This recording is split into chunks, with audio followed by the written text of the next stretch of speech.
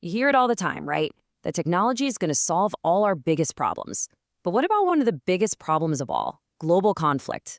Is our tech actually helping build bridges, or is it just creating brand new battlegrounds? Let's get into it.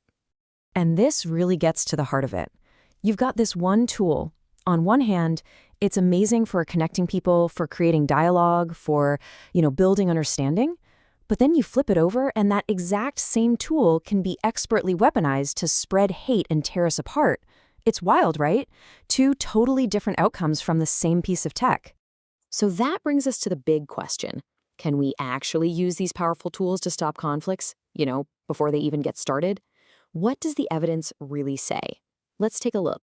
Okay, so what we're looking at here is a classic double-edged sword. It's not good, it's not evil, it's just a massive amplifier. Whatever's already there, tech just makes it bigger.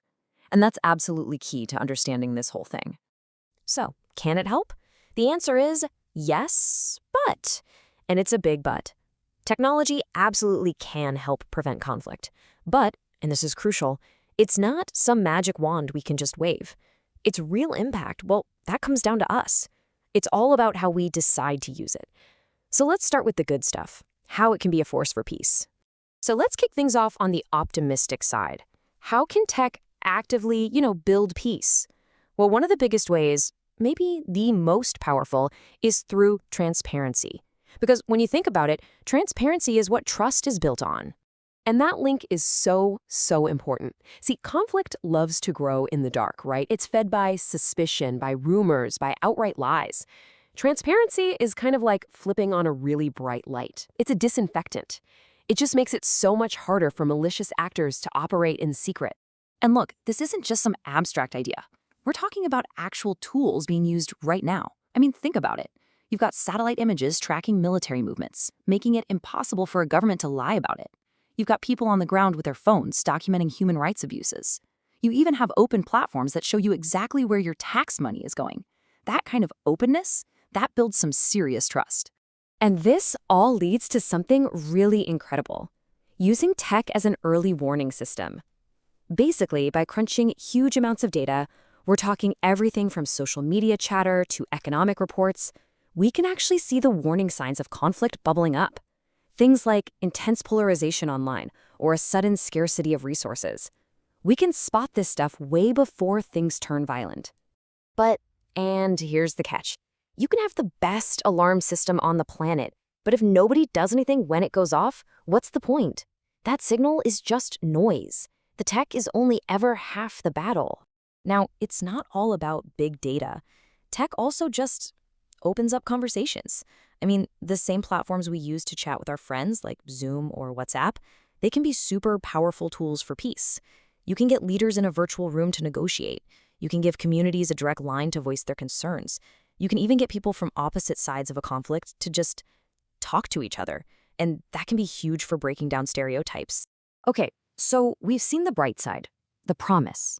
But now, we have to look at the other edge of that sword, the dark side.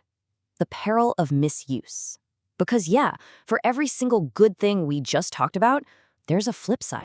And this quote really nails the core problem. The very same code that helps you find your old high school friend can be twisted to blast out hate speech, to literally push people towards violence.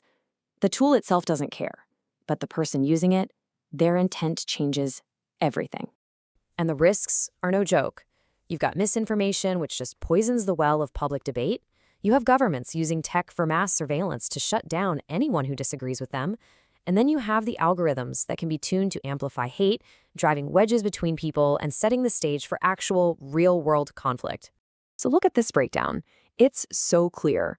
That real-time communication we talked about, it can be used for peace talks or to spread lies like wildfire. Those data analytics, an amazing early warning system, or a tool for a dictator to watch everyone. Digital documentation, great for accountability or for silencing your opponents. It's this constant tug of war. So, when you boil it all down, technology is basically just a mirror. It doesn't really create anything new. It just reflects and amplifies what's already there, the intentions, the values, the power struggles of the people using it. So, if the tech is just a tool, then what now? Well, this is where it all comes together. It's about us, the human factor. At the end of the day, the code doesn't decide what happens. We do. It's all about the choices we make. And that's really the bottom line here. We can't just tech our way into a peaceful world. It doesn't work like that. The real work is making deliberate, ethical choices about how we build this stuff, how we regulate it, and how we use it. That responsibility, well, it's on us. So how do we actually do that? Well, the material we're looking at lays out a pretty clear path. First, you need smart governance, rules that protect people's rights. Second, the people building and using the tech have to commit to doing it ethically, to resist that temptation to manipulate.